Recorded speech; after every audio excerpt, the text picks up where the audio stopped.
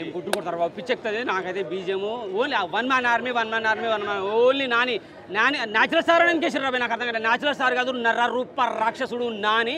అసలు ఇక ఫ్యూచర్లో అంటే ఇంకోటి ఏదో రీసెంట్గా ఒక గ్లిమ్స్ వచ్చింది కదా, ది ప్యారడైజ్ అని చెప్పేసి.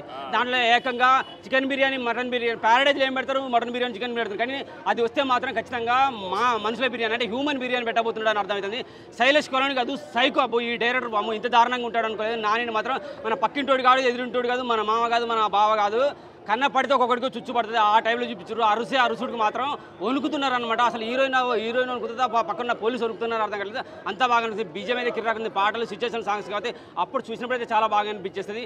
నానినే నాకు తెలిసి ఇక ఒకవేళ ఇటువంటి నరరూప రాక్షస రూపంలో చూడబోతే ఒకవేళ ది ప్యారడైజ్లో చూస్తాం కావచ్చు.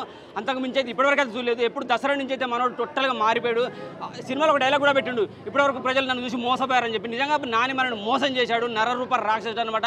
నేచురల్ స్టార్ కానే కాదు, శ్రీనిధి ఉన్న సేపు కానీ మాకు పోలీస్ పాత్ర ఇచ్చారు. అలాగే చిన్న రొమాన్స్ ఉంటుంది, లైట్ లిప్కిస్ ఉంటాయి, కానీ సూపర్గా ఉంటుంది. ఫ్యామిలీతో చూడాలి అంటే నేనైతే చూడొద్దని చెప్తా. అంత వైలెన్స్ ఉన్నది.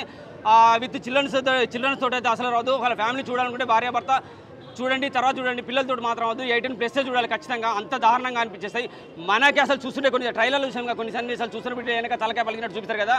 అప్పుడు లోపల చూస్తుంటే, స్క్రీన్ మీద చూస్తుంటే మాత్రం అసలు వణుకు పుట్టేస్తాయి అనమాట. కళ్ళు మూసుకుంటాం కొన్ని సందర్భాల్లో.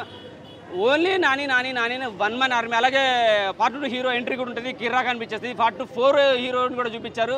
ఇక అర్రవం హీరో ఎంట్రీ అవుతాడు. నాకు తెలిసి ఆయన ఇంతకుముందు చేసిన వైలెన్స్ ఏదో ఈ సినిమాలో చూపించబోతున్నాడు. శైలేష్ కొలను ఇక అసలు తగ్గడు ఏమాత్రము. అలాగే పార్ట్ 1 హీరో ఇలా కనపడితే బాగుండేదని చాలామంది అడిగారు. సో విశ్వక్సేన్ కనపడలేదు, చిన్న బాధాకరమే. ఎందుకంటే పార్ట్ 2 హీరో కనపడడం వల్ల హ్యాపీగా ఎంజాయ్ చేశారు కదా. పార్ట్ 1 వీడియో కనపడితే బాగుంది అనుకున్నారు.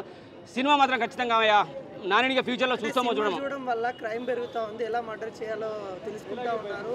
ఇలాంటి సినిమాలు అవసరమా అని అంటూ ఉన్నారు. ఏం చెప్పదలుచుకున్నారు? అవసరమా అంటే అటువంటి తప్పుడు పనులు చేసే వాళ్ళకి ఇటువంటి హీరోలు కావాలి, ఇటువంటి సినిమా సన్నివేశాలు చూపించాలి. ఎందుకంటే అట్లా నరరూప రాక్షసులాగా మారే కొంతమంది విలన్స్, క్రైమ్ చేసే వాళ్ళు ఉంటారు కదా, వాళ్ళకు భయం పుట్టాలని చూడొచ్చు. అంటే మరి పోలీస్ పాత్రలు ఉంటాయి, మంచి మంచి కలెక్టర్ పాత్రలు ఉంటాయి, అవి చూసి ఎందుకు నేర్చుకోవట్లేరు? మరి అవి చూసుకుని నేర్చుకోవచ్చు కదా. సో అలా ఏమనుకోకండి. సినిమా చూస్తారు, అప్పటి వరకు ఎంజాయ్ చేస్తారు, బయటకు వెళ్ళిపోతారు. కానీ సినిమాను చూసే మారుతున్నారు. ప్రతి ఒక్క పాత్ర మారాలి. పోలీసుగా చేసినప్పుడు మారాలి, పోలీస్ అవ్వాలి, ఇన్స్పిరేషన్ తీసుకోవాలి. సైనికుడు పాత్ర వచ్చినప్పుడు సైనికుడిలాగా మారిపోయి సైనిక దేశ సేవలో నిమగ్నం అయిపోవాలి. అంటే రౌడీ విలన్ కనపడితేనే దాన్ని ఇన్స్పిరేషన్ తీసుకుని రౌడీగా విలన్గా మారుతారా? ఇది తప్పండి. కొంతమంది మారుతుండొచ్చు. అలాగే ఎంతోమంది సైనికులుగా దేశ సేవ చేస్తున్నారు. అటువంటి పాత్రలు వచ్చినప్పుడు దాన్ని ఎందుకు ఇన్స్పిరేషన్ తీసుకోవట్లేదు? ఇది తప్పండి. సినిమా చూడాలి, ఎంజాయ్ చేయాలి. అప్పటి వరకు సినిమా చూసి వెళ్ళిపోవాలి. ఇటువంటి సినిమాలు వచ్చినప్పుడు మనకు మెసేజ్ ఇవ్వాలి. సినిమా చూసి విలన్గా మారుతున్నాడు, క్రైమ్కు ఆకర్షణ అవుతున్నాడు అనుకునే వాళ్ళు కూడా చెప్తున్నా. క్రైమ్ చేసే తీవ్రవాదులకు, ఆతంకవాదులకు దారుణాలు అంటే వాడు ఏ రూపంలోనే ఉండొచ్చు. క్రైమ్ చేసేవాడు ఒక్కడే దొంగ, రౌడీ, పోలీసు, ఆతంకవాది తీవ్ర కాదు. లాయర్లు ఉంటారు, క్రిమినల్స్ ఉంటారు, డాక్టర్లు ఉంటారు. వాడు చేసేది కూడా క్రైమే కదా.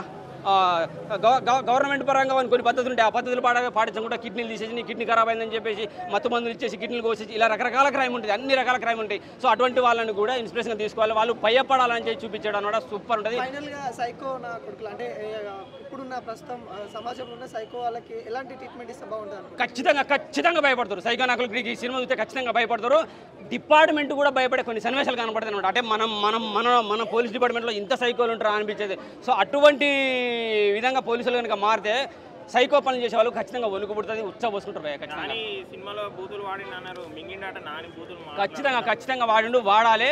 కొన్ని పీపుల్ కూడా పడ్డాయి. కానీ ఇటువంటి సినిమాలు వస్తే వణుకు పుట్టే వాళ్ళకు వణుకు పుడుతుంది, క్రైమ్ చేసే వాళ్ళకు వణుకు పుడుతుంది. క్రైమ్ అనేది తగ్గించుకుంటారు 100%గా. ఖచ్చితంగా సినిమా అయితే బ్లాక్ బస్టర్ ఖతర్నాక్ అనిపించేస్తే వండర్ఫుల్ మూవీ. Thank you.